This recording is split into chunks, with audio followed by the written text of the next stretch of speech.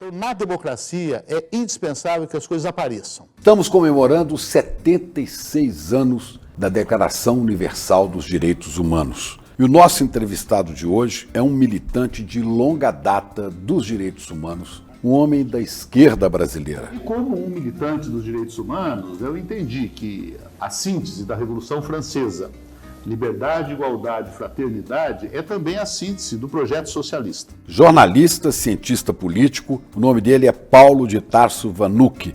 Foi ministro dos Direitos Humanos nos governos Lula durante 5 anos. Tanto a Constituição quanto o ECA, eles podem e vêm passando por aperfeiçoamentos constantes. Com apenas 21 anos de idade, foi preso, foi torturado pela ditadura militar quando atuava no movimento estudantil.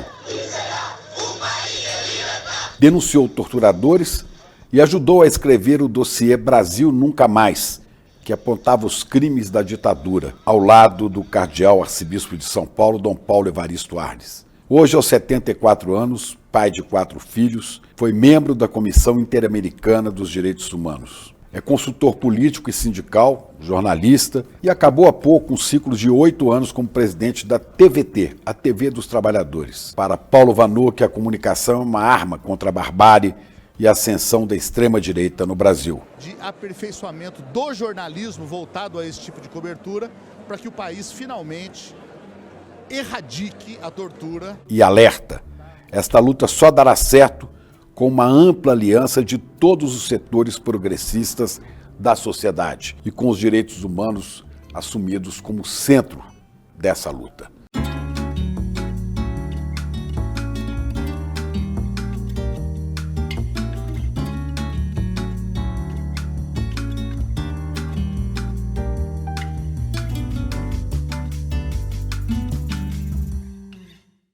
Paulo, um prazer te receber aqui, amigo de muitos anos, né, que a gente se conhece, mas é muito bom te receber aqui no ICL. Bem-vindo. Olha, é uma alegria enorme, uma honra mesmo estar com você, Chico, porque é um grande jornalista, grande apresentador, entrevistador, e aprendo muito com você, com o que eu assisto, e também uma alegria estar no ICL, que é um caso extraordinário de ruptura na linha de uma comunicação realmente democrática e formação na linha de que só o conhecimento liberta. Pois é. Paulo Vanucchi, você nasceu em São Joaquim da Barra, né? No interior de São Paulo. E veio muito jovem para São Paulo. Olha, quilômetro 381 da Anhanguera. Importante lembrar para você, Chico, que tem 2 pessoas de lá que têm relação com você também, né? Eu sei. A primeira é Rolando Boldrin, um grande ícone aí da cultura brasileira, da música de raiz. E a outra, Ana Maria Braga, foi minha colega na primeira série do ginásio. E alunos do meu pai, professor Ivo, que era um professor muito rigoroso. Às vezes no programa dela ela lembra que aprendeu português com ele.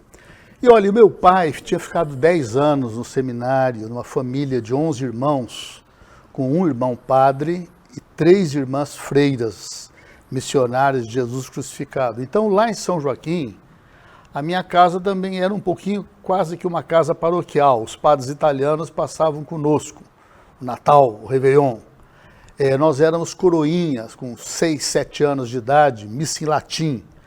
E essa formação cristã, ela foi a base da chegada aqui em São Paulo, dezembro de 67, com 17 anos, ia fazer 18 em maio, e já começando a misturar com o pensamento marxista, socialista, aquela figura do Che Guevara que tinha sido assassinado. Mas de onde veio essa posição política sua? Então, a posição política, ela vem, acho que, de uma história que tem no cristianismo legítimo, verdadeiro, né? Essa do amor ao próximo, e a ideia dos pobres, que é preciso ter preocupação. Isso, meu pai passou isso muito para os irmãos, para mim, o pessoal todo. E aí, 63, 4, moleque muito antenado, nas festas já havia um pessoal defendendo Brizola, reformas de base, as crianças que morrem de fome no Nordeste.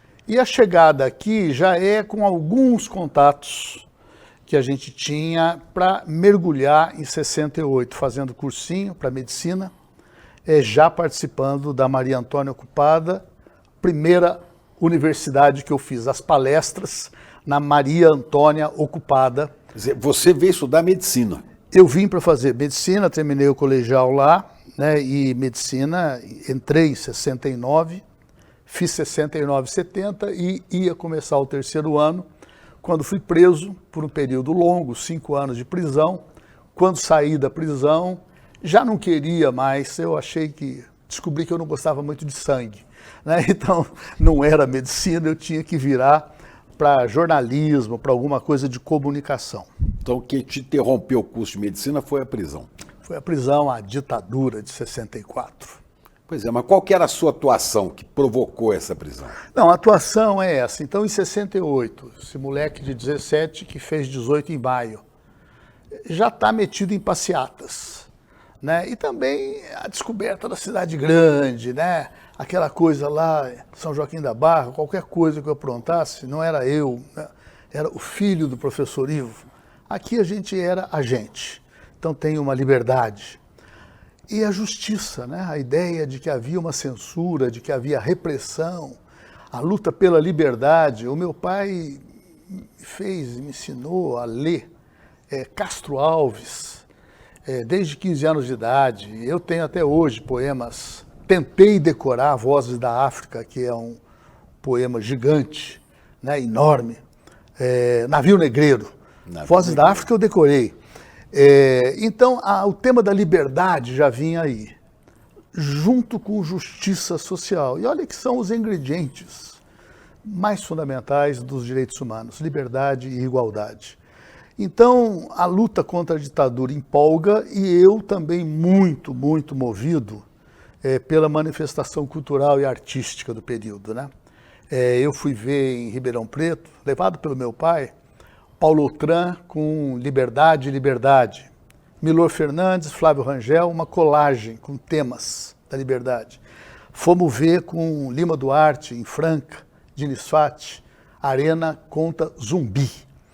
Então, 68 é uma explosão disso tudo. Sérgio explosão Ricardo. Cultural, explosão política, tudo ao mesmo tempo. Ao mesmo tempo. Sérgio Ricardo, que depois, no fim da vida, assim, eu tive o prazer de ser grande amigo dele, da gente se ver várias vezes, etc. Ele fez uma apresentação no Teatro de Arena, que era Sérgio Ricardo na Praça do Povo. Era ele e uma novidade da época chamada cassete. Você gravava uma fita e punha lá na televisão. Então, Caetano Veloso fazendo pergunta para ele, Gilberto, e ele respondendo e tocando. Eu fui ver 10 vezes esse show do Sérgio Ricardo, que era o Se Entrega Corisco, Eu Não Me Entrego Não. Que é da trilha sonora do filme do Glauber Rocha, né? Deus e o Diabo na Terra do Sol, se não me engano. É isso. É isso aí. Sérgio Ricardo, que eu conheci também morando, já no fim da vida dele, na favela do Vidigal, no Rio de Janeiro. Ele tinha uma casa ali. Visitei ele lá nessa casa dele. Figura extraordinária. Mas, envolvido com esses movimentos, você também teve uma participação num grupo clandestino, na ALN. Então, eu entro na Faculdade de Medicina. Que era o grupo do Marighella. O grupo do Marighella, Faculdade de Medicina da USP. E dia 13 de dezembro, né, e o ato 5, aquela coisa ali. Agora não tem mais habeas corpus, a censura está estabelecida, o legislativo está fechado, então foi muito forte, especialmente no movimento estudantil, a visão de que não. Então fecharam todas as portas, e aí na minha formação cristã, já tinha São Tomás de Aquino falando do direito à rebelião contra tiranias persistentes, né? Então, assim, essa ideia de que vira um dever se insurgir contra uma ditadura que já em 28 de março de 68 matou um estudante no Rio, Edson Luiz, reprimiu a passeata dos 100 mil e estava transformando numa rotina. Então, chegamos na Faculdade de Medicina a notícia de que houve uma nova cassação de professores, alguns reconhecidamente de esquerda, mas 2 da medicina, Alberto Carvalho da Silva e Israel, não tinham nada A esquerda era a ciência, era a defesa do Brasil. Além de uma figura como Fernando Henrique Cardoso, caçado também. E ele não era uma pessoa de esquerda, tinha tido lá. Então, no Centro Acadêmico Oswaldo Cruz, com quem eu me liguei de cara, até porque eu já conhecia algumas pessoas de 68, nós formamos um grupo, e em 70 eu fui secretário do Centro Acadêmico, o presidente foi morto pela ditadura, Cabral, Antônio Carlos Nogueira Cabral, assim como Gelson Reicher, que era o homem do teatro nosso. Então ali nós fazíamos um trabalho de conscientização dos estudantes contra o que nós chamávamos de mercantilização da medicina, que é o que existe hoje, né? Venceu, né? Planos de saúde, convênios médicos, na época era só um começo. Contra o acordo entre o Ministério da Educação e o sistema de ensino norte-americano, McUsaid, que queria fazer a universidade acoplada aos interesses das empresas. Cada vez menos filosofia, sociologia, humanidades. Que é o que queriam aí os ministros de Bolsonaro, né? O perigo continua aí, à espreita. E também a visão que é muito forte no período, de que pelas vias pacíficas nós não conseguiríamos derrubar essa ditadura. Né? Essa discussão pode ser feita hoje com outro olhar, né? Se foi o melhor caminho ou se não foi. Agora, a legitimidade, né, era bíblica, Tomás de Aquino, e ela é liberal também. Montesquieu, Locke, Jefferson fala que cada geração tem direito de fazer uma revolução contra a geração anterior. Então, nessa dinâmica, ficou muito assim sensível o chamado de um Marighella. Um homem que... Você conheceu o Marighella? Não conheci, não conheci. Eu entrei na ELN em agosto de 69. A ELN, para quem não sabe, era o grupo... Ação Libertadora Nacional. Armado, né? Grupo armado. O Marighella é um militante dos anos 30. Ele foi preso na ditadura de Getúlio Vargas, porque também a gente fica lembrando do Getúlio bom, o Getúlio do suicídio, né? Mas ele teve uma ditadura de 15 anos que... né, mandou para a Alemanha para ser exterminada a Olga Benário, né, a mulher do Carlos Prestes, prendeu Prestes, torturou. E as torturas do Marighella foram dos casos assim nos anos 30.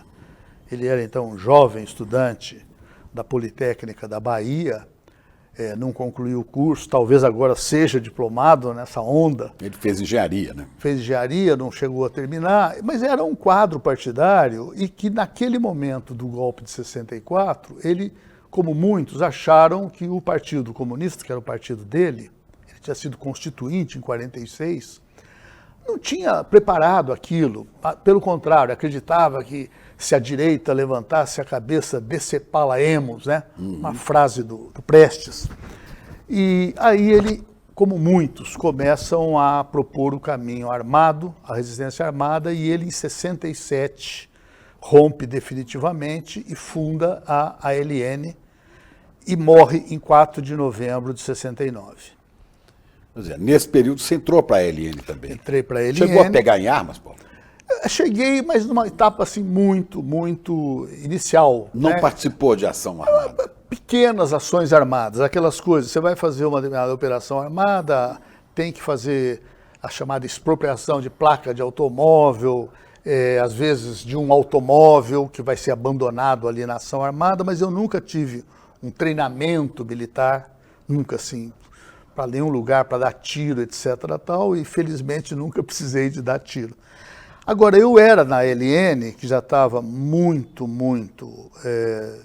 atacada pelas prisões, os dominicanos, o presídio de Tiradentes lotado, com mais de centenas de militantes, e outros estados também. Aí eu era um coordenador do movimento estudantil da ALN, que era pequenininho, mas os figurões de 68, como Zé Dirceu, como Arantes e muitos outros, já estavam aí na clandestinidade. O Zé Dirceu estava preso, né, desde Biúna, só saiu no sequestro do embaixador americano, que foi em setembro de 69. E você foi preso quando? Eu fui preso em fevereiro de 71. Então, ia começar o 3º ano da medicina, vida legal, mas ia encontrar um companheiro estudante ligado ao UE, que trabalhava com mimeógrafo, e eu era o intermediário que ia receber esse panfleto. Tinha uma ação armada, era uma ação de atear fogo a um ônibus, porque tinha acabado de acontecer um aumento abusivo das passagens. Então, na impossibilidade pela ditadura do povo se revoltar, a compreensão nossa do período era de que, então, a vanguarda vai fazer algumas ações em nome do povo e daqui a pouco o povo vai se engajar nessa luta, como aconteceu na Serra Maestra, né? E eu ia levar o panfleto para as pessoas do grupo de fogo. E eu fui preso nesse momento. Você imagina que enfrentei uma barra muito pesada, porque eles, lendo o panfleto, sabiam do que se tratava e queriam que eu, tinham que me torturar duramente e rapidamente, porque se eu aguentasse aquele momento ali, eles não iam ter como chegar no grupo de fogo, que eram as pessoas mais procuradas por eles naquela época, cartazes, etc. Você ficou preso onde? Eu comecei essa minha prisão, fui levado para a famosa Rua Tutóia, ali onde, 2 anos depois, assassinaram meu primo Alexandre Vanucchi Leme. Depois assassinaram lá o Vladimir Herzog. 4 anos depois o Herzog, 4 anos e meio depois o Manuel Feofilho e dezenas. Hoje a Comissão da Verdade já deixou isso muito claro. Então ali foi o período bravo, eu fiquei 3 meses lá. Foi ali que eu completei 21 anos, eu tinha 20. Dias depois do meu aniversário, em maio, eu fui para o DOPS, fiquei 1 mês e meio. Depois para o Presídio Tiradentes, onde eu tive então também o privilégio de conhecer Frei Beto, os outros dominicanos. Frei Beto estava preso lá, Estava preso lá, já era uma figura muito conhecida.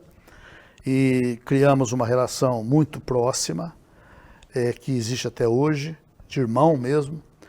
E depois nós fizemos uma greve de fome exigindo tratamento condigno para os presos políticos. Você logo que entrou, você foi vítima de tortura logo no começo? Já? Na Rua Tutóia. Eu fui preso, então, como era? Eu estava com um carro e numa rua arborizada, bem onde morava na época a Hebe Camargo, hoje é a estação Sumaré do metrô, uma rua que chama Petrópolis. E é uma rua arborizada, 8 horas da manhã.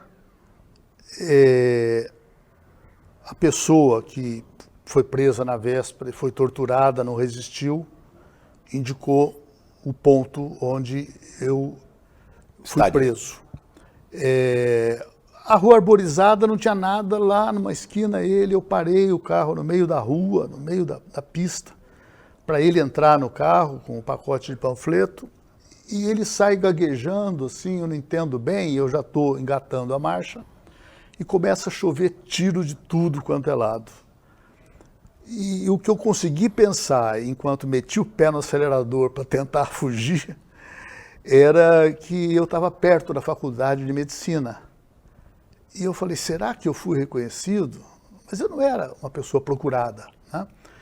E aí, a rua era curva, eu tentei acelerar e abaixado, porque de cara o para-brisa todo é estilhaçado, né? E o carro bate numa árvore e eu já caio na calçada sem fôlego, porque acho machucado, que... não? Não, assim, eu estava com... Eu assustei muito, porque quando eu caí, eu olhei, eu estava cheio de sangue. O sangue não era meu. Ele tinha levado 4 tiros, só que os tiros que ele levou furaram a lataria, furaram o banco, então ele não morreu. Eu levei um tiro na mão, mas ele caiu em cima de mim. E quando eu caí na calçada, que eu entendi... tinha sangue. Um cara chegou em cima de mim e falou... E ainda falou, mas onde que dói? Onde que dói? Eu falei, aqui. O cara pegou a coroa e pá! Então, a sua pergunta, quando começou? Começou aí. Começou neste momento. Aí jogam numa C-14, que era aquelas viaturas... Uma perua. GM da época, né? e vai com sirene ligada lá, já batendo, etc. tal, e chega lá. Dentro do carro já te batendo, já mesmo o com tempo você todo, com sim, sangue. Ponta aparelho, ponta aparelho, ponta aparelho. E eu desço lá e essa pessoa vai para outro carro. E nós chegamos no pátio da rua Tutóia, uma figura muito conhecida, chamada Carlos Alberto Brilhante Ustra, que tinha acabado de assumir, meses antes. Ele manda os dois para o hospital militar, pergunta meu nome, não sei o quê, e o meu parceiro ali fica, mas eu 2 horas depois já volto e entro para a sessão de tortura, que nós não precisamos de fazer uma descrição aqui para não criar nenhum ambiente pesado. Mas quando precisou de fazer, eu já fiz, já escrevi, entendeu? Você não achou nesse período que eles iriam te matar? Então, eu nesse momento não trabalhei muito com a possibilidade de matar, porque assim seria mais próprio de se fosse daquelas pessoas procuradas, que tinha participação em ações armadas, a gente sabia na época. Agora, na tortura, tem momentos que eles também se assustam, porque a tortura não é um processo que o torturador controle. Então, de repente, lá você começa a levar choque e começa a perder a resistência, vai desmaiar, eles botam um vidrinho de amoníaco, não é isso? Você levanta. E nessa, um sujeito idiota joga o vidro inteiro dentro do meu nariz. Então, realmente, assim, você perde o fôlego por não sei quanto tempo, então naquela hora eu achei que podia morrer. E fico imaginando se muitos casos, talvez de Herzog, né? Quer dizer, não é uma pessoa que eles quisessem matar, entendeu? Começa a torturar, tortura, de repente vem o Herzog morreu, uma parada cardíaca. Ele foi morto ali, ali, no mesmo lugar onde você estava preso. Você chegou a conviver com outras pessoas que morreram nesse período ali, não? Sim, sim. Pelo menos 2, assim, com que eu conversei. Né? Você já conhecia antes? Não conhecia, mas conhecia ali. O jornalista Luiz Eduardo da Rocha Merlino. Ele foi preso num grupo chamado POC, Eleonora Menicucci, que depois foi presa. Havia mulheres e homens presos ali? Tinha uma cela de mulheres e tinha uma cela forte, solitária, tinha 3 e 2 de homens, com grades, e uma das mulheres. Aí, esse Merlino, que é um caso também que o Ustra chegou a ser condenado, depois, em segunda instância, caiu, mas o procedimento jurídico segue. O Merlino, ele teve uma mesa na porta da minha cela, que era grade, para ele ter uma massagem, porque a perna dele começava a gangrenar. Eu conversei bastante enquanto o enfermeiro fazia a massagem. Aí tiraram e a gente sabe do desfecho. E também uma pessoa que eu vi uma vez só, mas eu já estava recebendo algumas frutas da minha família, já estava na hora de ir embora para o DOPS, e eu passei na cela vizinha e ofereci algumas frutas que eu tinha. E a pessoa me perguntou, você tem caqui? E me chamou a atenção, porque chamou de caqui, não de caqui. E esse era Aloysio Palhano, que era o líder sindical bancário em 64, membro do CGT, né? E também foi para a Casa da Morte, né? É uma das prisões atribuíveis ao Cabo Anselmo. Então, é uma história tenebrosa. Com esses 2 eu conversei pessoalmente. E tem um terceiro também, que eu conversei muito. Edgar Duarte de Aquino. Essa pessoa era um marinheiro, amigo pessoal do Cabo Anselmo. E foi através dele ali, nas prisões, que matou-se a charada de que o Anselmo era um infiltrado. Porque ele não aceitava. Anselmo, só para lembrar, né, é um elemento entre os marinheiros que foi infiltrado para denunciar outros, para delatar. Não se sabe a partir de quando, mas certamente, né, foi pelo Sérgio Fleury, o grande torturador aqui do DOPS de São Paulo. Ele trabalhou como um agente, agir cachorro, né? E nesse caso ele tem possivelmente mais de dezenas de pessoas que ele tenha levado à morte, inclusive da sua companheira de origem paraguaia, Soledad Barret Viedma, que estava grávida dele, né? Então, o ser humano que é capaz de tanta generosidade, ele é capaz também de tanta vileza. Coisa terrível, né? Terrível. E o seu primo, Alexandre Vanucchi, que foi morto aí, foi nessa... Então, o Alexandre, ele era também Da mesma idade sua, né? Da mesma idade, eu sou de maio de outubro de 1950. Ele tem uma história que agora, né, quando fez o aniversário de 50 anos do seu trucidamento sobre tortura, o meu filho Camilo, também um jornalista assim, muito emergente, com muito destaque, ele fez um belíssimo livro, né? Eu Só Disse Meu Nome, fez um podcast também. Então a história, a gente fez inclusive uma espécie de jogral daqueles do período da pandemia, que a gente precisava de improvisar. Eu gravei, inclusive. E você é um dos grandes astros, né? Junto aí com Daniela Mercury, com Dira Paz, uma infinidade aí de gente da primeira linha. Cada um leu ali um trecho de um texto curto. Então o Alexandre foi isso, ele foi um caso de alguém que estava com engajamento na LN muito mais simples do que o meu. Ele devia ser um primeiro contato. Ele estava começando na luta. Estava começando e era um estudante muito ativo na geologia, com muita liderança. Tanto é que em 73, que é um dos anos mais terríveis da ditadura, houve uma importante reação. Não é como as prisões de 71, 72, em que acontecia, você corria a boca pequena, né? Mas não era possível reagir. Em 73 houve uma figura chamada Dom Paulo Evaristo Arnes, celebrou uma missa no dia 30 de março, véspera de 31 de março, na Catedral da Sé, lotada, e ela acaba historicamente ficando um pouco da sombra pela missa 2 anos depois de Herzog, que foi muito importante, mas a do Herzog... O Herzog era judeu, inclusive. Não, mas a do Herzog já é numa conjuntura da chamada distensão, era Geisel.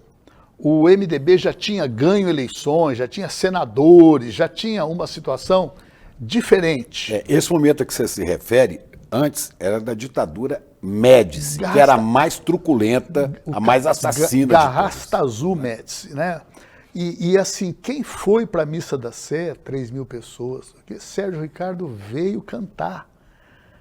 Podia sair de lá para a Rua Tutóia, ele foi cantar a música Calabouço, que ele fez lá para o Edson Luiz, aquele estudante. Foi morto pela polícia no Rio de Janeiro. No Calabouço, que era um restaurante, né, de um bandejão ali.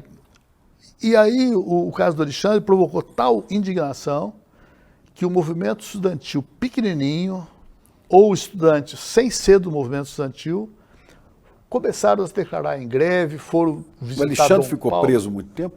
Não, coisa de 2 dias. 2 dias. Assim, uma coisa... E também a história que está documentada, foi denunciada nas auditorias militares, na Comissão da Verdade, no livro do meu filho Camilo Vanucchi, de que houve assim, ele foi levado, depois de uma sessão, 2, 3 de tortura, levado para essa cela forte e repetia isso. Eu sou Alexandre Vanucchi Leme, só disse meu nome.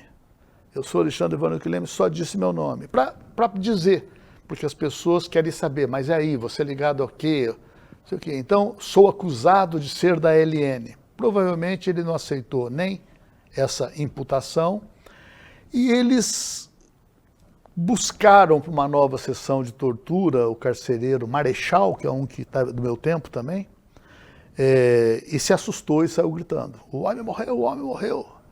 Ou seja, houve uma surpresa.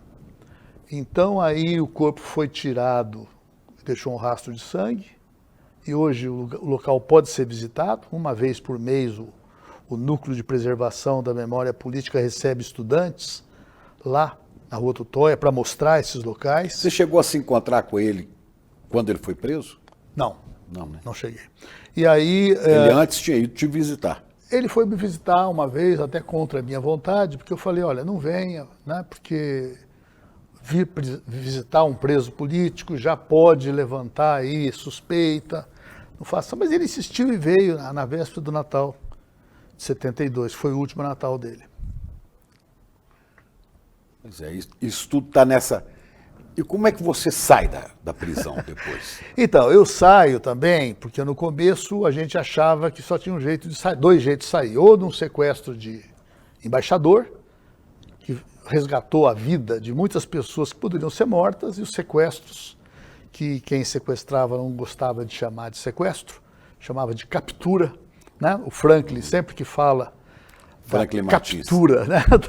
O Zé Dirceu, a captura, o Franklin participou da captura do embaixador norte-americano Burke Elbrick, em setembro de 69. Que foi trocado por 15. Por 15, inclusive aí o Zé Dirceu entre Inclusive eles. O Zé Dirceu, o Gregório Bezerra, que é uma figura importantíssima lá de Pernambuco, camponês, ou fugir, né? Então a gente tentar com planos de fuga. Os tupamaros faziam fugas espetaculares no Uruguai, né? Casos famosos assim. Inclusive, nesses episódios de fuga, a história do Mujica também. A história do Mujica, né? 13 anos. E agora, o que aconteceu foi isso, é que a ditadura ela foi enfrentando também mutações, crise econômica, crise do petróleo.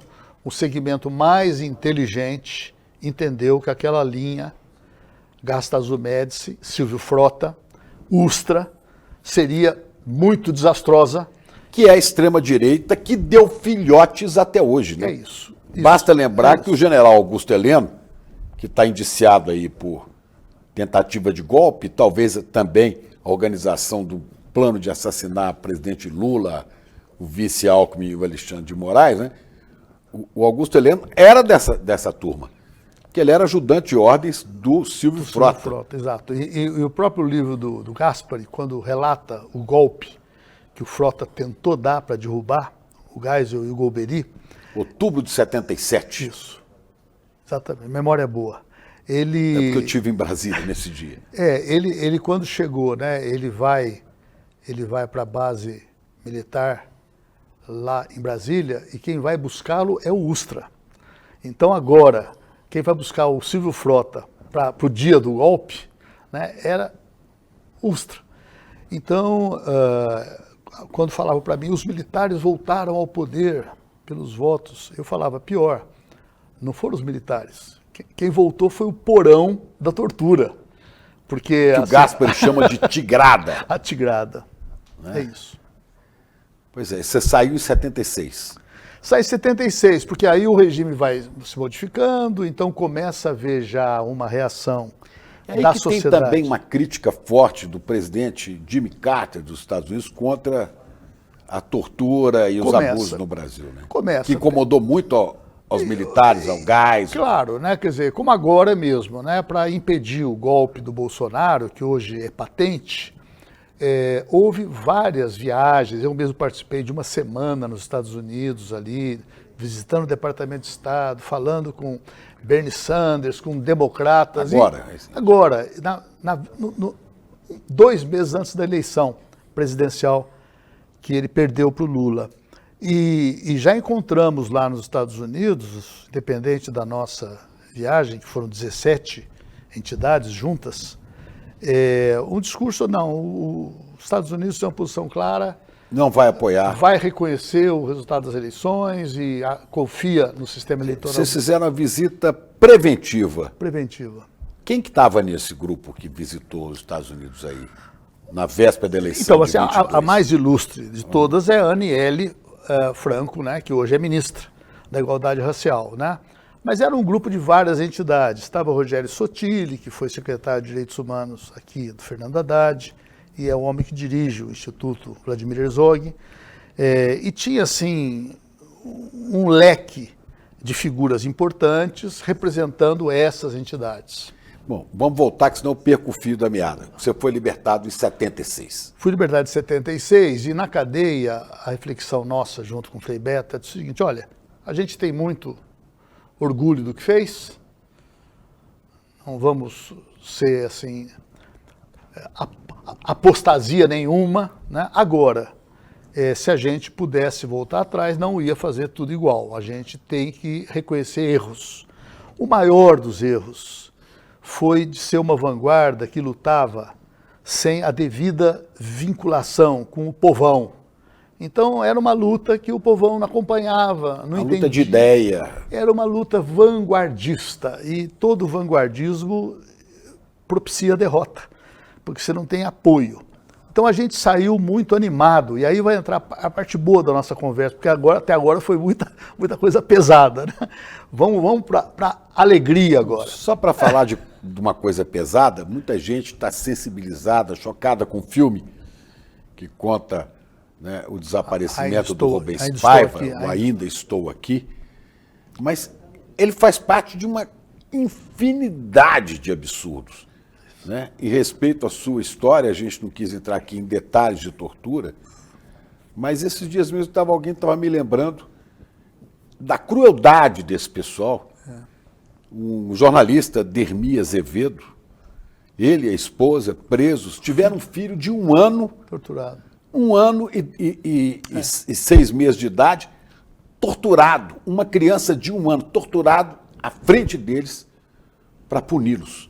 Torturar uma criança. Isto é a ditadura que Bolsonaro defende. Isto é o brilhante Ustra que ele idolatra. É Fleury. Quer dizer, é toda esta cambada de gente absolutamente desumana, desprovida de qualquer sentimento, né, que você possa falar, não, esse cara é filho de Deus. É um negócio... você tem toda a razão. São filhos do diabo, sabe? Do que divide, do que racha. Não é? É terrível. Isso é muito terrível. Agora, na saída da cadeia, a gente queria, então, assim, não repetir a mesma prática, mas repetir a luta pelos mesmos objetivos, que, no fundo, são os objetivos históricos dos direitos humanos. A luta pela liberdade, a luta pela justiça, pela igualdade. Frei Beto tinha ido já, antes de mim, solto, para o Espírito Santo, para ser um grande articulador também dos encontros intereclesiais. Trabalhando nas comunidades eclesiais de base, né? E visitando o Frei Beto lá no barracão dele, lá em Vitória, eu lembro até hoje do cheiro da muqueca que ele fazia lá, que ele é um excelente cozinheiro. O Frei Beto é filho de uma enorme cozinheira, né? Dona Maristela. Dona Estela e tal. Então, assim, a gente falou, olha, então vamos fazer um grupo lá no Sede Sapiense de formação política, para pegar as redes das comunidades de base, pastoral operária, pastoral popular. Viemos e começamos. E começamos a pensar em reestruturação política. Aí começa a nascer o PT. Então o PT nasce coincidindo com aquilo que a gente ficava esboçando. Tem que ser um partido diferente da tradição, tem que ser um partido com o próprio povo de baixo, etc. tal. Que é o que deu a força, a vitalidade histórica do PT. Também, claro, a sorte de ter uma figura da importância do Lula, né? Como líder. Você foi conhecer Lula a essa época, quando ele era líder sindical? Então aí a gente conhece. Na cadeia começavam as primeiras conversas, 75, meu último ano. Acho que o Mino Carta se orgulha ele botou pela primeira vez o Lula na capa de revista. Então tinha gente presa, não, mas esse cara é pelego, né? Ele é ligado ao sistema e tal, e outros não, peraí, é uma novidade. E aí... Pelego, para quem não está acostumado com o termo, é um sindicalista que é traidor, está a serviço do patrão, né? É isso. Havia essa desconfiança sobre o Lula no começo. Uma parte da esquerda tinha assim. Então, aí, quando começa a nascer o PT, a aproximação foi natural. E o Frei Beto criou uma relação muito pessoal, direta, familiar com ele, e eu cheguei no Lula pelo Frei Beto, pelo Greenhalgh também, né?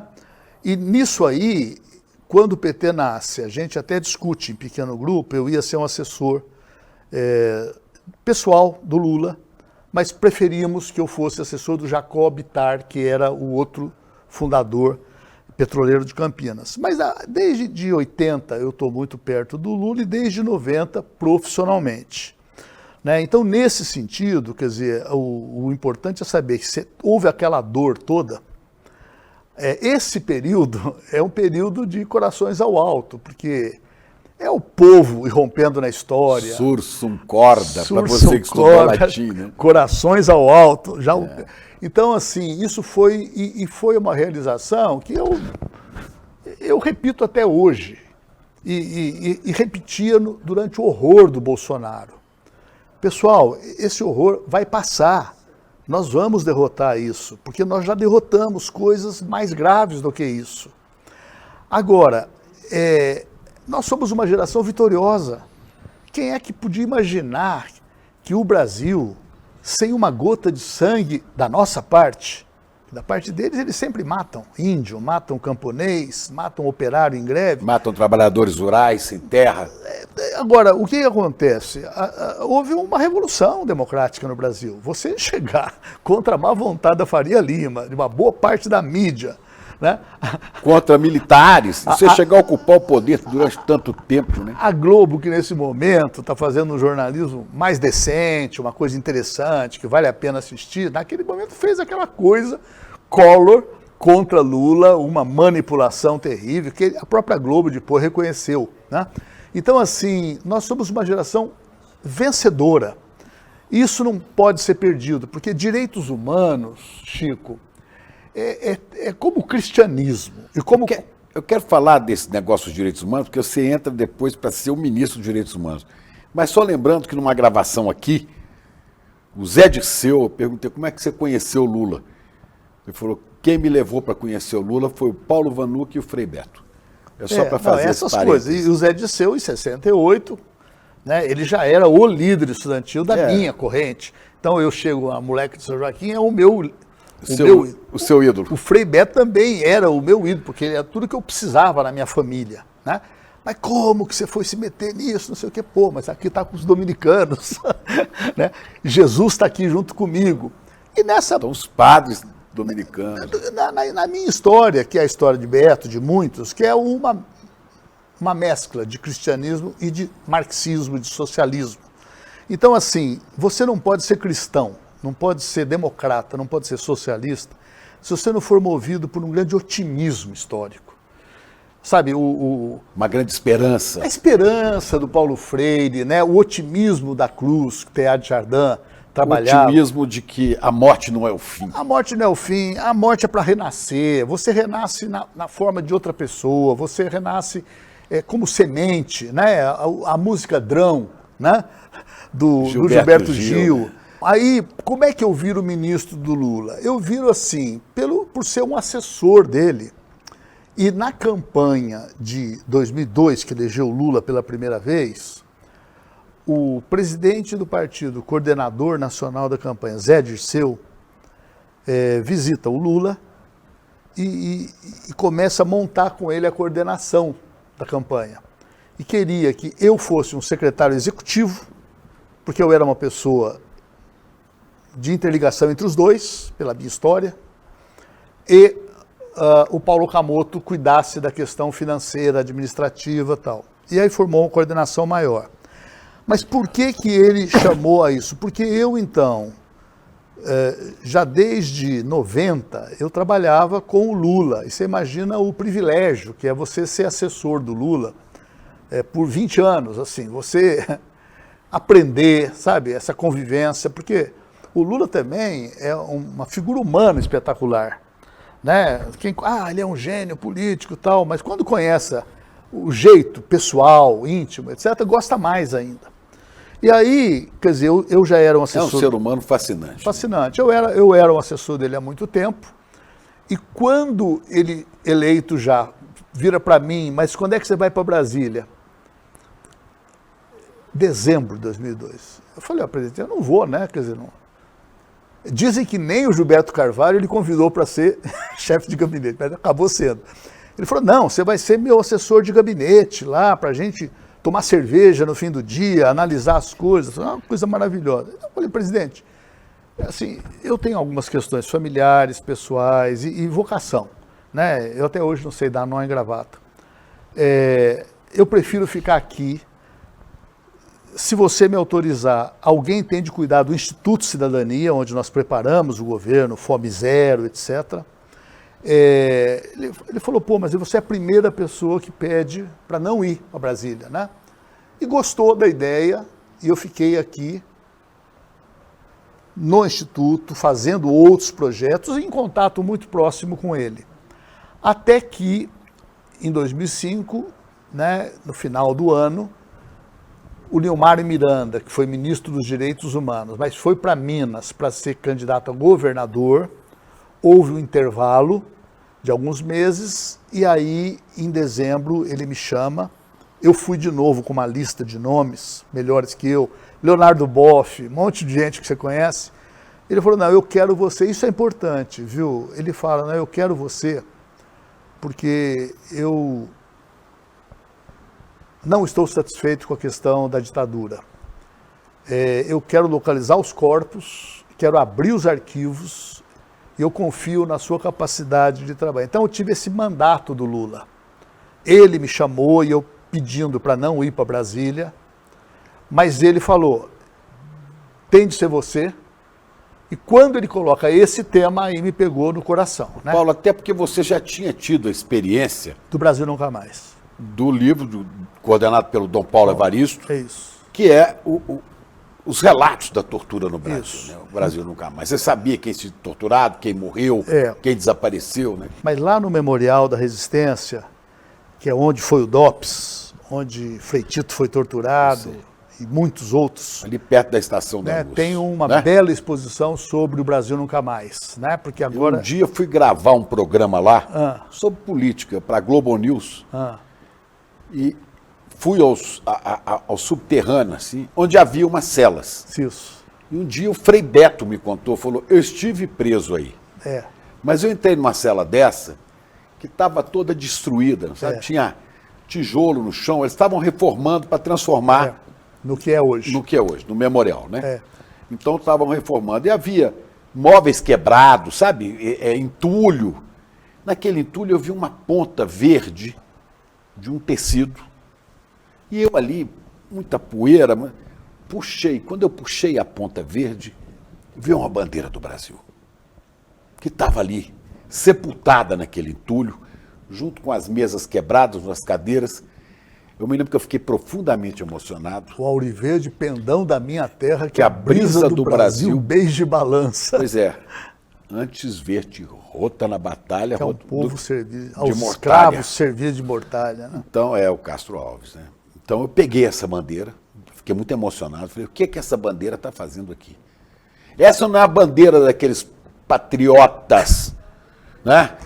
Que marchavam em frente ao quartel. Esta é uma bandeira que estava ali sob os escombros de onde foi o aparelho de tortura. De tortura, é isso. E fiquei pensando, falei, quem sabe essa bandeira esteve ali no gabinete do delegado Fleury, né? E foi testemunha de tanta coisa. Eu sei que peguei e com muito respeito, dobrei essa bandeira, consegui uma caixa, essas caixas de camisa social, guardei a bandeira e no dia 25 de agosto, que é o aniversário de Frei Beto, entreguei a ele. Falei, Frei Beto, essa bandeira aqui foi encontrada um lindo presente. Numa das celas onde você esteve. Um lindo presente. Então, assim, aí o Lula me convoca para essa tarefa, e aí os 5 anos que eu fiquei ministro, assim, se você pegar o tema da ditadura, ele ocupava 5% do meu orçamento anual e 5% da equipe. Porque lá é criança e adolescente, pessoas com deficiência, direitos do idoso, LGBT. Tudo dentro do Ministério do Disque 100, que existe até hoje, que nós estruturamos, né? O Disque, qualquer lugar do Brasil, você tem uma denúncia de qualquer violação, Disque 100, alguém vai atender e tal. Agora, ocupava 90% do interesse da imprensa. Por quê? Porque era o tema não resolvido, como ele não está até agora. O tema não está resolvido até agora. Para virar a página, nós precisamos de dar alguns passos que nós não demos. Avançamos. Nós fizemos o Programa Nacional de Direitos Humanos número 3, que deu uma celeuma desgraçada, deu problema dentro do governo, mas saiu a Comissão da Verdade. A Comissão da Verdade é caso único. Ela gerou mais de 100 comissões da verdade. Essas agora das universidades, é a Comissão da Verdade da USP, a Comissão da Verdade da UNB, a da Federal do Rio, a da Federal de Minas, que estão diplomando, seguindo as recomendações. Agora, a nossa tese na época era uma hipótese. Ela está confirmadíssima.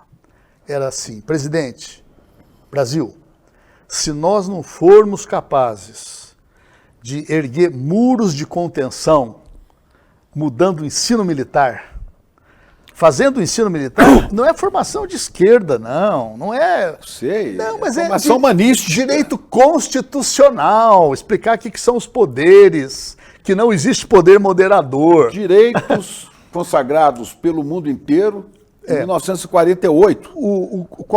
Qualquer fala do Ives Gandra sobre isso é charlatanismo jurídico, sabe? De que ali essa Constituição do Ulisses Guimarães não permite nada, nenhuma solução contra o judiciário, o legislativo, o executivo, que emana o executivo, o legislativo, do voto popular. Eu disse aqui numa entrevista, inclusive, que eu fiquei sabendo à época, que quem levou esse artigo 142 para a Constituinte foi o general Leônidas Pires Gonçalves, Foi ele.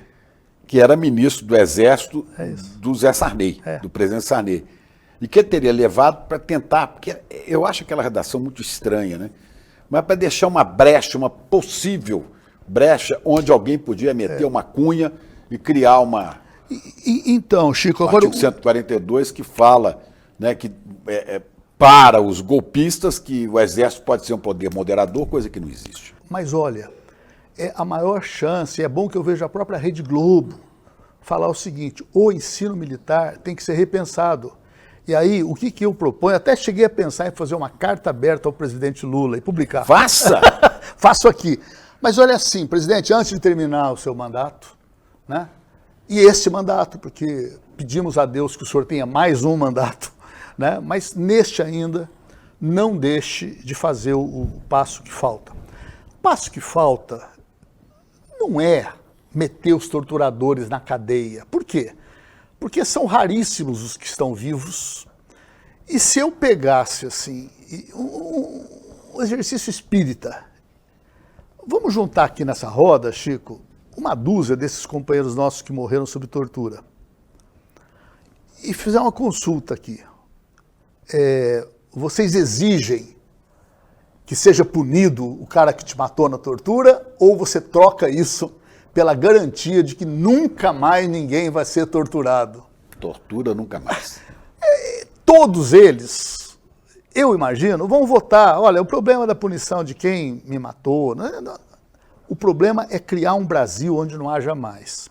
Se não mexermos nisso, Chico, Agulhas Negras vai fabricar novos Bolsonaros. E novos Ustra, novos Fleuris, Helenos, novos Medeiros. E agora esse maluco aí, que foi o cara que ficou xingando, que aparece no inquérito da Polícia Federal, o cara que já estava na reserva, mas ficava articulando tudo.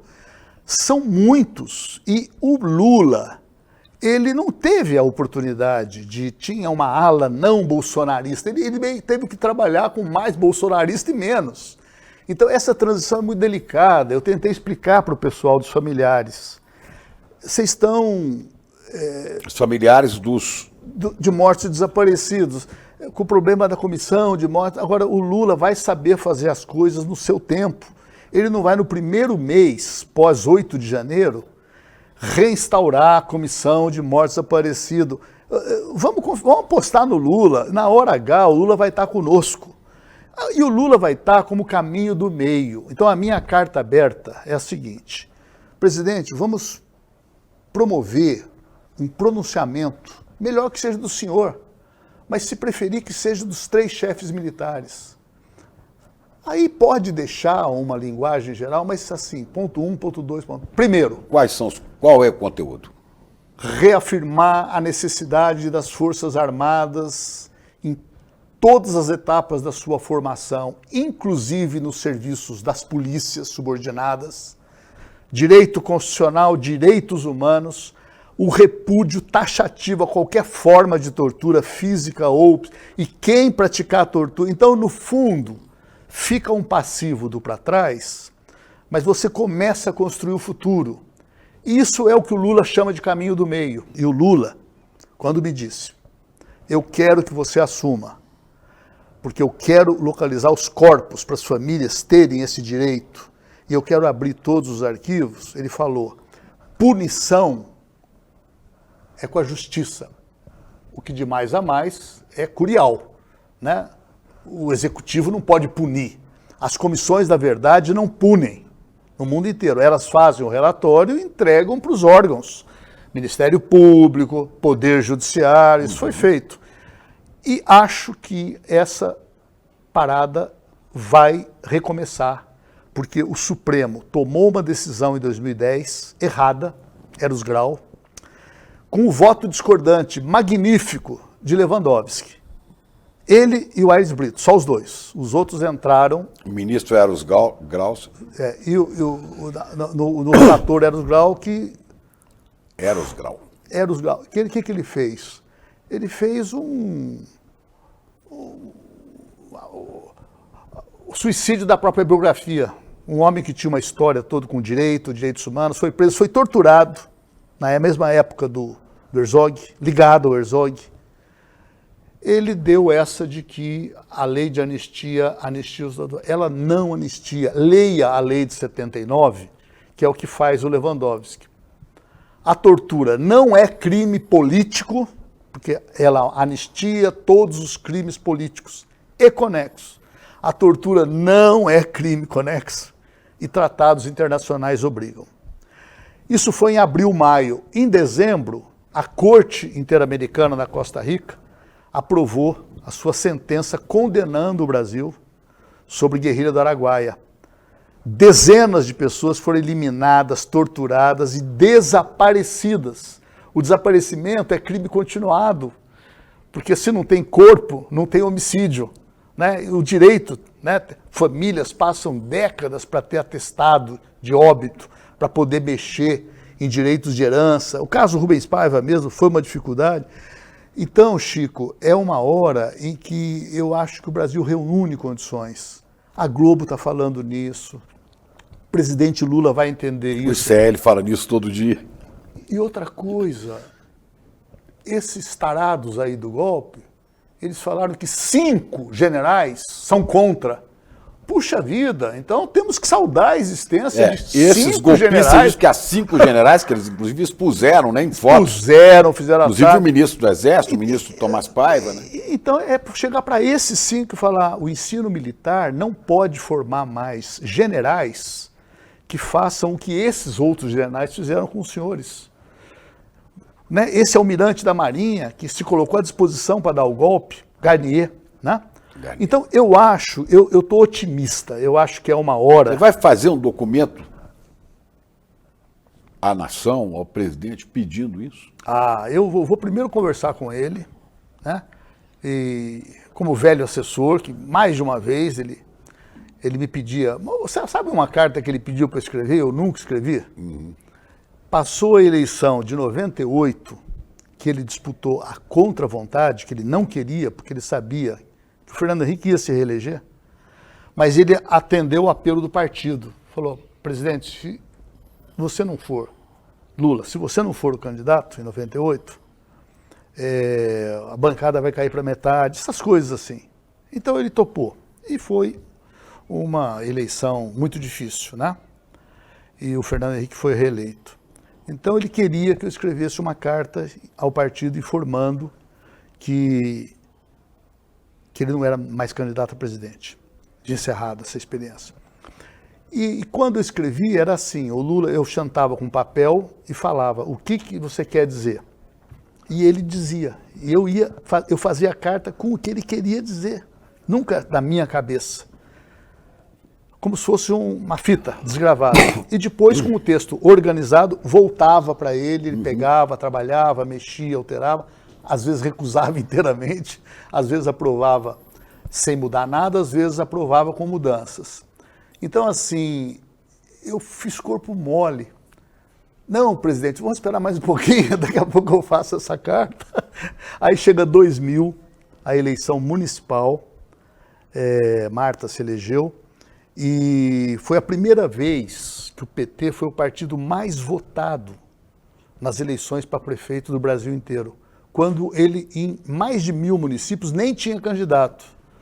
Então, o recado foi tão claro que aí o Lula se animou e só não podemos deixar de conversar um pouco sobre esse ideal mais sagrado dos direitos humanos, sabe?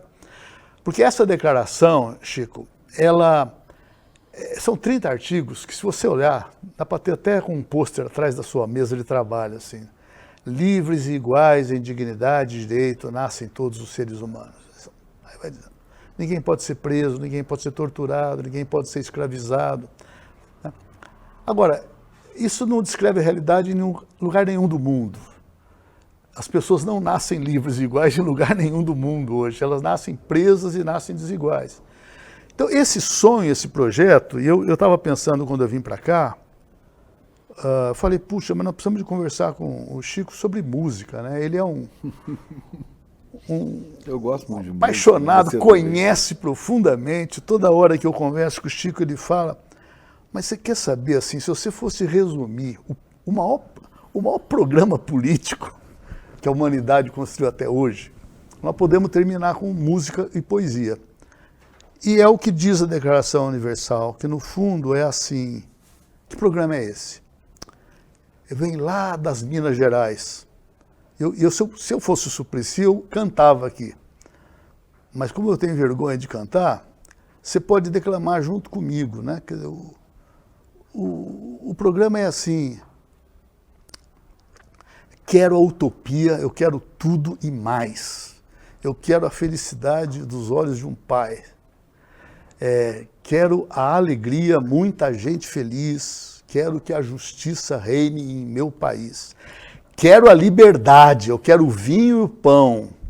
Quero ser a amizade, eu quero o amor, prazer.